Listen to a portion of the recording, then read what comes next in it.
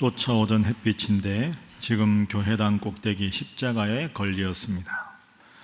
첨탑이 저렇게도 높은데 어떻게 올라갈 수 있을까요? 종소리도 들려오지 않는데 휘파람이나 불며 서성거리다가 괴로웠던 사나이, 행복한 예수 그리스도에게처럼 십자가가 허락된다면 모가지를 들이우고 꽃처럼 피어나는 피를 어두워가는 하늘 밑에 조용히 흘리겠습니다. 윤동주 시인의 십자가라고 하는 시입니다. 왜 윤동주 시인은 예수님을 괴로웠던 사나이인데 행복한 예수 그리스도라고 노래했을까요?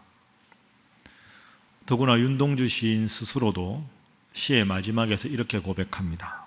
나에게도 십자가가 허락된다면 모가지를 들이우고 꽃처럼 피어나는 피를 어두워가 나는 하늘 밑에 조용히 흘리겠습니다.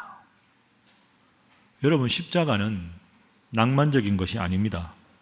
피와 땀과 눈물과 심지어 목숨까지 바쳐야 하는 것이 십자가입니다. 피할 수만 있으면 정말로 피하고 싶은 게 십자가지요. 그런데 왜 그 힘든 십자가를 우리 예수님은 지셔야만 했을까요?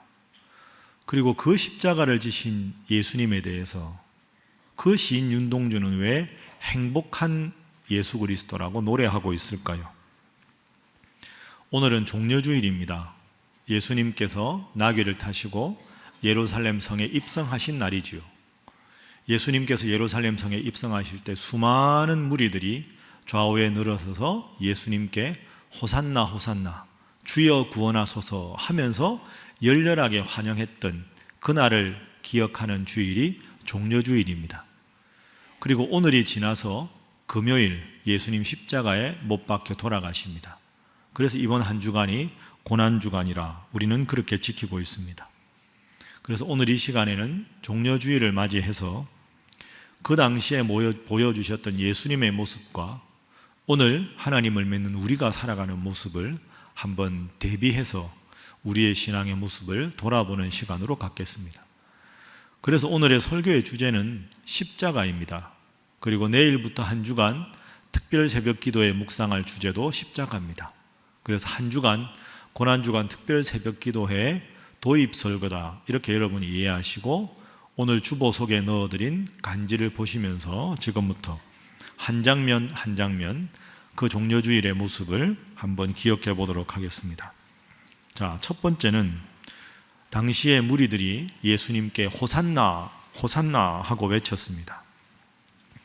예수님 예루살렘 성으로 착 들어가실 때 수많은 무리들이 호산나, 호산나가 무슨 뜻일까요? 주여 우리를 구원하소서, 그 뜻이 호산나입니다. 너무나도 기쁘게 이 많은 무리들은 예수님을 향해서 호산나를 외쳤습니다. 그 호산나를 외치게 된 역사적 배경을 우리가 알아둘 필요가 있습니다. 우리가 구약 성경을 쭉 읽어왔지만 이스라엘 백성들은 그 어느 민족보다 숱한 고난과 역경을 겪어왔습니다. 심지어는 바벨론에 70년 포로 생활을 하기까지 했습니다. 그 모진 억압과 고통을 견디면서도 늘 이스라엘 모든 백성들의 마음속에 품은 희망이 하나 있었습니다. 그것은 메시아를 기다리는 생각이었습니다. 우리가 지금은 비록 이렇게 서럽고 고통 속에 있고 아픔 속에 있어도 하나님께서 우리 민족을 구원해 주실 메시아, 구원자가 오시면 하나님께서 그 어느 나라보다 우리 민족을 높이 들어 써주시고 우리 민족이 정말로 세계 만방의 위대한 민족으로 우뚝 서게 될 것이다. 그 일을 하실 분이 구원자인 메시아. 그 메시아가 언제 오시느냐? 그 메시아가 언제 오시려나 수백 년 동안 메시아를 기다리면서 역경을 견뎌왔습니다. 그러다가 예수님께서 활동하시기 얼마 전에 저분이 메시아가 아닐까 그렇게 기대가 한 몸에 집중되는 그런 분이 나왔습니다. 그 사람의 이름이 바로 세례 요한입니다. 세례 요한이 하나님의 말씀을 외치고 너무나도 늠름하고 당당하게 회개의 복음을 전했을 때 많은 사람들이 세례 요한에게 가서 묻습니다. 오실 그 메시아 구원자가 바로 당신이십니까? 그런데 세례 요한은 부정했습니다. 나는 아니다. 그런데 그 사람들이 모두가 저분이 메시아가 아닐까 하고 기대를 받던 그 세례 요한이 얼마 후에 사람들 앞에 한 분을 소개합니다. 보라, 저분이 세상 죄를 지고 가는 하나님의 어린 양이다. 나는 저분의 신발끈을 매기도 풀기도 감당치 못한다. 사람들은 깜짝 놀랐습니다. 저분이 메시아가 아닐까 하고까지 생각했던 세례 요한이 한 분을 소개하는데 나는 그분의 신발끈을 풀기도 감당치 못한다고 하면 그분이 메시아가 틀림없다. 그분이 바로 예수님이었습니다. 그래서 많은 이스라엘 백성들 사이에서는 예수가 메시아다 하는 소문이 점점 퍼져갔겠지요. 거기다가 더 결정적인 것은 예수님께서 하셨던 설교가 권세 있는 세교훈이었고, 예수님께서 일으키신 그 많은 기적들은 저분이 메시아가 분명하다 하고 모든 백성들이 확신할 수밖에 없는 그런 위대한 하나님의 아들만이 행할 수 있는 능력이었습니다. 그런데 그 메시아로 인정받던 그 예수님이 드디어 가장 큰 도시 예루살렘 성에 입성하신다는 소문이 난 겁니다. 그래서 수많은 사람들이 인산인해를 이루어서 그 위대하신 예수님을 만나보러 오는 장면이 바로 오늘의 본문입니다. 자, 오늘 본문 9절 말씀을 우리 함께 읽어보겠습니다. 시작. 앞에서 가고 뒤에서 따르는 무리가 소리 높여 이르되 호산나 다윗의 자손이여 찬송하리로다. 주의 이름으로 오시는 이여 가장 높은 곳에서 호산나 하더라. 아멘. 모두가 종려나무 가지는 승리를 뜻합니다. 메시아가 오셨으니 우리가 승리할 것이다, 이런 뜻이지요. 그 종려나무 가지를 흔들면서 호산나 호산나, 예수님 당신이 우리를 구원해 주십시오, 이렇게 큰 소리로 외쳤습니다. 온 성이 소동하게 됩니다. 10절 말씀 보십시오. 사람들이 깜짝 놀랍니다. 온 성이 소동하여 이르되 이는 누구냐? 누구길래 이 예루살렘 온 성이 소동하느냐? 이렇게 깜짝 놀랄 정도로 예수님은 위대한 메시아로 인정을 받았습니다. 여러분, 그 장면에 제일 신난 사람들이 누굴까요? 제 생각에는 예수님의 제자들이었을 겁니다. 그 예수님 나귀 타고 가실 때 양쪽으로 제자들이 쫙 서서 쫙 함께 걸어갈 때 모든 사람들이 자신의 선생님에 대해서 호산나 호산나 외치고 모두가 예수님 옆에 서 함께 걸어가는 제자들을 부러워하지 않았겠습니까? 제자들이 정말 기분이 좋았을 겁니다. 야, 그래, 우리가 정말 선생님 잘 만났다. 오늘 같은 날이 올 줄 알았다. 야, 내 인생의 가장 기쁜 날이다. 얼마나 어깨가 쫙 펴지고 얼마나 의기양양했겠습니까? 그러면서 행복하게 그 행복에 도취되어서 예루살렘 성을 향해서 입성을 하기 시작했습니다. 그런데 그 다음 장면에서 우리는 늘 종려주의를 맞이할 때마다 묻는 질문에 봉착합니다. 그것은 과연 이 무리들이 예수님을 어떤 분으로 기대했는가, 그리고 실제 예수님은 어떤 모습이었는가 하는 겁니다. 그래서 두 번째 장면의 제목은 이들이 기대한 예수, 그리고 예수님이 보여주신 골고다로 올라가는 모습, 이 두 가지를 대비해서 한번 살펴보겠습니다. 앞서 우리 장로님 기도하셨지만 여러분 늘 성경 읽다 보면 종려주일에 궁금하지 않으십니까? 아니, 이렇게 무리들이 자신들의 겉옷을 바닥에 펴고 막 종려나무 가지를 흔들면서 호산나 호산나 그렇게 예수님을 열렬하게 환호했는데 며칠 지나자마자 이 무리들이 어떻게 변합니까? 예수를 십자가에 못 박아라, 예수를 십자가에 못 박아라, 차라리 바라바를 우리에게 내어달라, 그렇게 무섭게 외칩니다.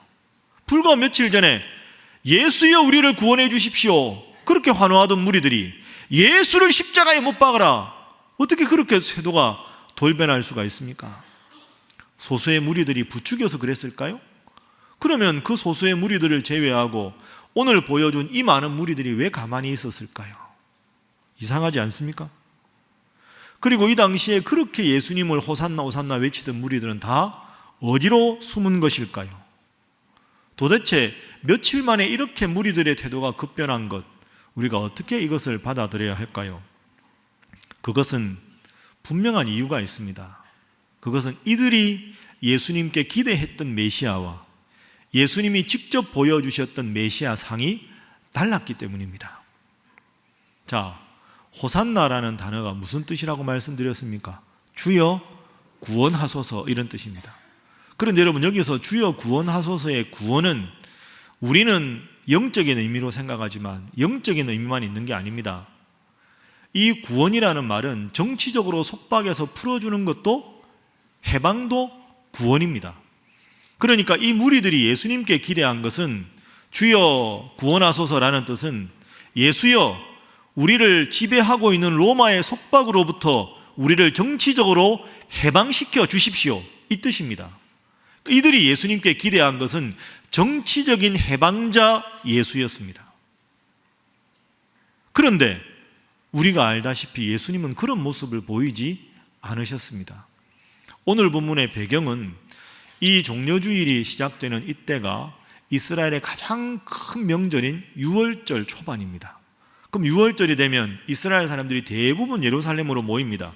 예루살렘 성전에서 예배도 드리고 하거든요. 그러면 이 원래 제일 큰 도시 예루살렘에 인산인해를 이루어서 수많은 사람들이 예수님께 왔습니다. 그리고 예수님을 구경합니다. 양쪽으로 도열해서 예수님을 막 겉옷을 펴면서 종려나무 가지를 흔들면서 호산나 호산나, 예수여 우리를 정치적으로 로마의 압제로부터 구원해 주십시오, 이렇게 외치는 겁니다. 그럼 이 상황에서 이들이 정말 원하시던 예수의 모습은 어떤 모습일까요? 그래, 좋다, 돌격 앞으로 로마를 몰아내자, 이 선동적인 구호를 이들이 원했던 거죠. 돌격 앞으로 우리를 해방시키자, 로마를 몰아내자. 그게 정치적 의미의 이들이 원했던 호산나라는 단어였습니다. 평상시에도 사람이 많은데 6월절까지 되었습니다. 예수님 주위로 엄청난 인파들이 모여들었습니다. 그런데 당시는 로마가 식민지 정책을 펼치고 있었는데 로마는 거대 제국입니다. 실제로 예루살렘에 주둔한 로마 군인들의 숫자가 그렇게 많지 않았습니다. 그럼 로마 군인들이 얼마나 이 상황에서 긴장을 했을까요? 가뜩이나 예루살렘을 통치하는데 병력이 부족한데 6월절을 맞이해서 각지에서 수많은 유대인들이 몰려들었고 한 사람 예수를 정점으로 수많은 무리들이 그를 에워싸서 예루살렘 성으로 들어올 때 예수가 돌격 앞으로 한마디만 하면 이 무리들이 식민지 로마 군인 입장에서는 순간적으로 폭도로 돌변할 수가 있는 거죠. 일촉즉발의 위기 상황입니다. 그런데 여기서 엄청난 반전이 일어납니다. 예수님은 그 무리들의 요구를 아셨지만 묵묵부답이셨습니다. 아무런 정치적인 행동을 하지 않으셨습니다. 위대한 개선 장군이 탈 수 있는 전쟁과 승리를 뜻하는 말이 아니라 평화와 일상을 상징하는 작은 나귀를 타시고 터벅터벅 들어가시면서 그 어떤 정치적인 선동의 구호도 외치지 않으셨습니다. 이게 무슨 뜻일까요? 나는 정치적인 해방자로 온 것이 아니다. 나는 내 아버지 하나님의 뜻을 받아 죄로부터 너희들을 영적으로 해방하기 위한 영적인 구원자로 온 것이다. 이게 예수님이 나귀를 타시고 아무런 반응 없이 예루살렘 성을 입성하신 그런 모습입니다. 그렇습니다. 이들이 예수님께 기대한 것은 정치적인 해방자 메시아였는데 예수님께서 보여주신 모습은 영적인 죄로부터 구원하실 수 있는 메시아였습니다. 이 두 사이에 엄청난 긴장이 일어납니다. 돌격 앞으로를 외치지 않는 예수님에 대한 환호가 배신과 미움으로 증오로 바뀌는 순간입니다. 저 예수가 로마로부터 우리를 해방시키지 않으려면 차라리 저 예수를 십자가에 못 박아라. 그리고 무장봉기를 꿈꾸었던 바라바, 그를 차라리 우리에게 주어라. 그가 차라리 우리 민족을 위해서 더 도움이 되는 정치적인 해방자일 수 있다. 그래서 예수님 대신에 바라바를 내어달라고 이 성난 군중들이 외치게 된 것입니다. 여러분, 이 대목에서 깊이 생각하십시오. 주님을 환호하며 맞이하며 호산나 외쳤던 종려주일, 그 무리들의 행렬은 주님과 함께하는 행렬이었지만 주님과 상관없는 행렬이었습니다. 이 둘을 정확하게 구분하셔야 합니다. 이들이 예수님을 환영하고 종려나무 가지를 흔들고 호산나 호산나 외쳐서 다른 사람들 보기에는 저 정말 예수님을 사랑하는 무리들의 모습인 것 같았지만, 주님을 맞이하는 행렬이었지만 주님과 상관없는 행렬이었습니다. 주님의 마음을 헤아리지 못한 행렬이었습니다. 왜 그럴까요? 그들의 행렬은 주님을 위한 행렬이 아니라 자신들의 꿈을 위한 행렬이었고, 십자가와 고난을 위한 행렬이 아니라 그들의 왕국의 영광을 위한 행렬이었습니다. 평화를 위한 행렬이 아니라 전쟁을 위한 행렬이었고, 섬김을 위한 행렬이 아니라 지배를 위한 행렬이었습니다.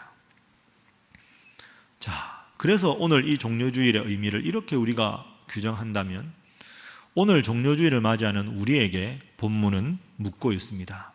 이제 마지막 장면입니다. 예수님께서 오늘 우리에게 뭐라고 말씀하실까? 예수가 우리를 부르는 소리에 대해서 생각해 보겠습니다. 예루살렘 입성 사건이 며칠이 지났습니다. 한 외로운 사나이가 거듭되는 채찍질에 제대로 몸을 가누지도 못한 채 더군다나 피까지 흘려가며 죽음의 언덕 골고다를 향해서 십자가를 지고 터벅터벅 걸어가고 있습니다.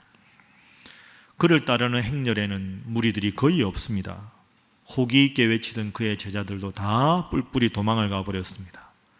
굳이 그 예수의 그 십자가를 단 그 청년의 모습을 슬퍼하는 사람은 여전히 예수님을 영적인 구원자로 여기는 흐느끼는 소수의 여인들 뿐이었습니다. 그렇지요. 정작 예수님 십자가를 지고 골고다 올라갔을 때 그의 죽음을 슬퍼하는 이는 지극히 적은 소수였습니다. 그리고 그 전조를 예수님은 오늘 종려주일 예루살렘 성에 입성하면서 이미 보여주셨습니다. 평화의 상징 나귀를 타시고 들어가셨습니다. 그때 보여주셨던 평화로운 모습 그대로 우리 주님은 그 주간 금요일에 모진 십자가를 지고 골고다 언덕으로 오르셨습니다. 종려주일 예수님께서 하셨던 예루살렘 입성은 그래서 평화를 상징하는 사건입니다. 그리고 자신이 예루살렘 입성에서 보여주신 그 사랑을 온몸으로 보여주시기 위해서 이제는 무리의 환호 대신에 무리의 저주와 원망을 고스란히 지시고 그것을 십자가에 다 끌어얹으신 채 이제 십자가를 지십니다. 모두가 외면하는 그 골고다를 향한 길은 오늘 주일에 나귀를 타시고 예루살렘 성을 향해 나아가셨던 바로 그 같은 길이었습니다. 저는 이번 주에 이 설교를 준비하면서 깊이 한번 생각해 보았습니다. 십자가를 지고 가실 때 예수님 심정이 어떠셨을까?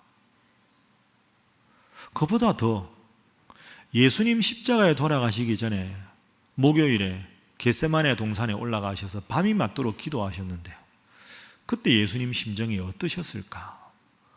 밤새 십자가를 목전에 두시고 우리 예수님은 어떤 기도를 하셨을까? 이런 생각을 한번 깊이 해보았습니다. 그러면서 떠오르는 과거에 읽었던 글귀가 있었습니다. 여러분, 풀무원이라고 하는 식품 회사가 있습니다. 그 창업주가 원경선 선생입니다. 독실한 기독교인이지요. 그분이 십자가를 묵상하며 쓴 글이 있는데 그분은 십자가를 지신 예수님의 모습을 보면서 십자가 정신을 이 한마디로 요약합니다. 이 한마디가 직이라 정신입니다. 여러분, 직이라가 뭡니까? 차라리 나를 죽여라 할 때 죽여라. 그 경상도 말로 직이라 이렇게 되는 거죠. 나를 직이라. 그래서 십자가 정신은 직이라 정신이다.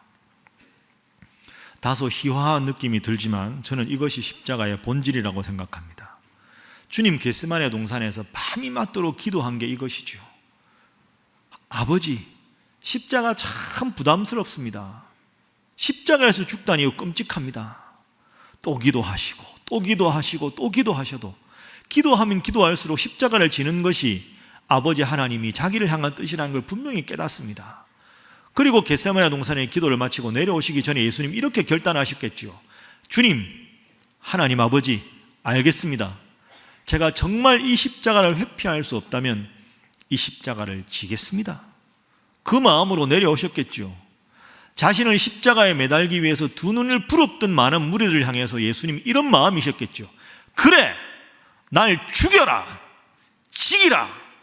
너희가 죽이면 내가 죽겠다, 그 결단을 하시고 우리 예수님께서 터벅터벅 내려오셨겠죠. 그렇습니다. 여러분, 죽음을 각오한 사람에게는 두려움이 없습니다. 보통 사람들은 고통과 아픔을 회피하고 싶어 하지만 하나님 앞에 기도로 목숨으로 십자가를 지겠다고 우리 예수님 다짐하셨기에 그때부터는 아무런 두려움이 없으셨습니다. 오늘 우리의 모습을 참 부끄럽게 합니다. No cross, no crown. 십자가가 없으면 영광이 없다는 걸 알면서도 우리는 십자가는 지기 싫어하고 영광만 받기를 원합니다. 하나님 앞에 나왔지만 내가 행복하고 내가 돈 많이 벌고 내가 잘 되기를 간절히 구하면서도 작은 희생에는 인색하고 작은 고통에도 하나님을 원망하는 참 부끄러운 우리의 모습, 우리의 이 부끄러운 모습 앞에 우리 주님께서 밤새 기도하신 직이라 정신은 참 우리를 부끄럽게 만드는 것이 사실입니다. 사상가이자 이 시인이었던 김달진 선생은 인생을 당당하게 살아가는 일에 대해서 이렇게 글을 씁니다. 여러분, 간지 뒷면 한번 보십시오. 제가 인용문을 써두었는데요. 인생이란 큰 비가 쏟아지는 광야를 걸어가는 나그네와 같은 것이다. 인생이란 큰 비가 쏟아지는 광야, 그 광야를 걸어가는 나그네와 같은 것이다. 달려보아도 헐떡거려 보아도 그 큰 비에 젖지 않을 수는 없는 것이다. 그렇다면 먼저 젖기를 각오하시오. 그리하여 비를 맞으면서도 유유히 걸어가시오. 그러면 젖기는 일반이나 고뇌는 적을 것이외다. 참 맞는 말씀입니다. 여러분, 인생에 큰 비가 오는데 젖지 않을 방도가 있습니까? 그럴 때는 차라리 젖는 것을 각오하면 인생이 가벼워지겠지요. 젖지 않으려고 하니까 전전긍긍이지요. 예수님은 자기를 따르는 이들에게 먼저 자기를 부인하고 자기 십자가를 지고 나를 쫓으라 말씀하셨습니다. 그리고 자신이 모범을 보여주시고 지기라 정신으로 먼저 젖기를 각오하시고 그 골고다 길을 뚜벅뚜벅 걸어가셨습니다. 고정희 시인은 상한 영혼을 위하여라는 시에서 이렇게 노래합니다. 그 아래 인용구의 줄친 부분입니다. 외롭기로 작정하면 어딘들 못 가랴. 가기로 목숨 걸면 지는 해가 문제랴. 외롭기로 작정하면 어디든 못 가랴. 가기로 목숨 걸면 지는 해가 문제랴. 외롭지 않으려고 하니 외로운 것이고 희생하지 않으려고 하니 자꾸 본전 생각이 나서 더 희생이 무서운 법입니다.